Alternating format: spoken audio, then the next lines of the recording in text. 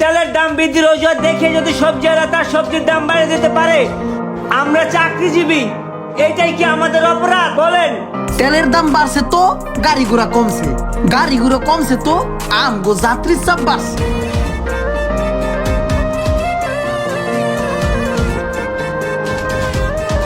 লাউ কত ভাই? 150 ভাই। 150 টাকা? 60 টাকার লাউ 150 টাকা? করলা 80। 80 টাকা?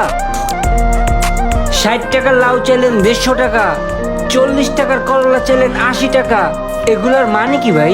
আপনি এমন একটা ভাব লইতেছেন মাত্র আকাশতে পড়ছেন, তেলের দাম বাড়ছে আপনি জানেন না? আরে ভাই, তেলের অজুহাত দিয়ে আপনারা আর কত কিছুর দাম বাড়াইবেন বলতে পারেন? কয় টাকা তেলের দাম বাড়ছে, তার থেকে তো বেশি আপনারা বাড়াইতেছেন। ভাই এত নীতি কথা শুনে লাভ নাই, আপনি নিলে নেন, না নিলে হানতে যান। নিলাম না, কি হয়েছে? আজব মানুষ, 2 টাকা দাম বাড়লে 20 টাকা বানায় দেয়।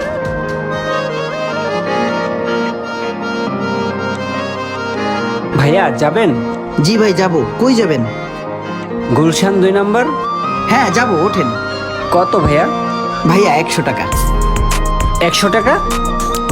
কি বলেন ভাই, প্রতিদিন এখান থেকে 20-30 টাকা দেয়া যায়, আপনি 100 টাকা চাইলেন কেন? ভাই আপনি কি জানেন না তেলের দাম বাড়ছে? তেলের দাম বাড়ছে তো আপনার সমস্যা কি? আপনি তো রিক্সা চালান পাও দিয়া। আরে ভাই আপনি শিক্ষিত লোক, আপনি এটা বুঝেন না? তেলের দাম বাড়ছে তো গাড়ি ঘোড়া কমছে, গাড়ি ঘোড়া কমছে তো আমগো যাত্রীর চাপ বাড়ছে, আর যাত্রীর চাপ বাড়ার লগে লগে ভাড়াটা বেড়ে গেছে। ভাই আপনারা এই অজুহাত দিয়া আর কত কিছু দাম বাড়াইবেন ভাই? একটু বলতে পারেন আমারে? যে জায়গাটায় যাইতেছি সব জায়গায় তেলের অজুহাত দিয়া সব কিছুর দাম বৃদ্ধি করে দিছেন, প্রত্যেকটা জিনিসের দাম বাড়তি হয়ে গেছে শুধুমাত্র আপনাদের মতো কিছু কুলোকের জন্য। আরে ভাই এত জ্ঞানা পেশাল পাইরেন না তো, আমি হইলাম মুরুক্ষ সুরক্ষ মানুষ, আমি এটি বুঝি না। আপনি যদি যান তাহলে ওঠেন, ওই জায়গায় টান্দা নামাই দিয়ে, আর না গেলে ভাই এই কোনা কোনে আড়া দেন, বেশিক্ষণ লাগবে না, 5 মিনিট লাগবে জানগা। যত সব ফালতু লোকজন। ভাই 20 টাকা কম রাখবা না, আহেন। না যাব না।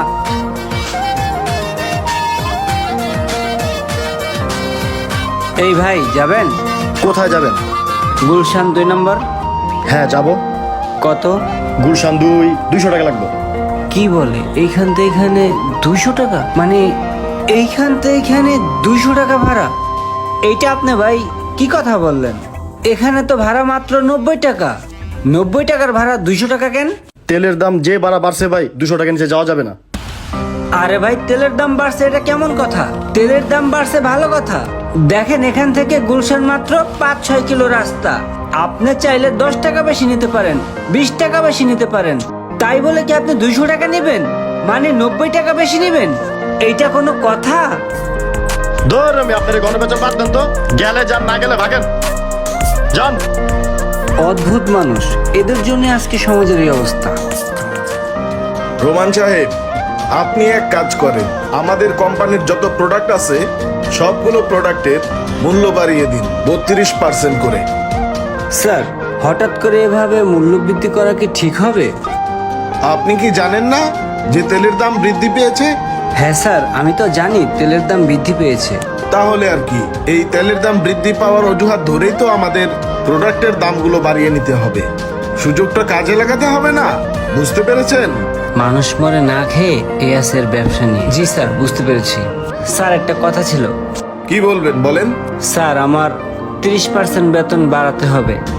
হোয়াট? কি বলতে চাচ্ছেন আপনি? স্যার, আমি বলতে চাচ্ছি এই মাস থেকে আমার 30% বেতন বাড়াতে হবে। রোমান সাহেব, আপনি কি ভুলে গেছেন যে আমাদের কোম্পানিতে 2 বছর আগে কোনো প্রকার বেতন বাড়ানো হয় না? কোন সাহসে আপনি বেতন বাড়ানোর কথা বললেন? কেন বলবো না, কেন?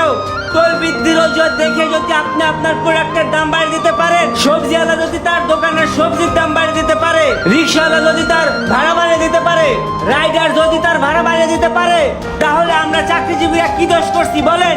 আমরা কি মানুষ না? আমাদের কি পেট নাই? আমাদের কি স্বপ্ন নাই? আমাদের কি ফ্যামিলি নাই? আমরা কই যাব? কার কাছে যাব? কাকে বলবো? বলতে পারেন আপনারা? হ্যাঁ,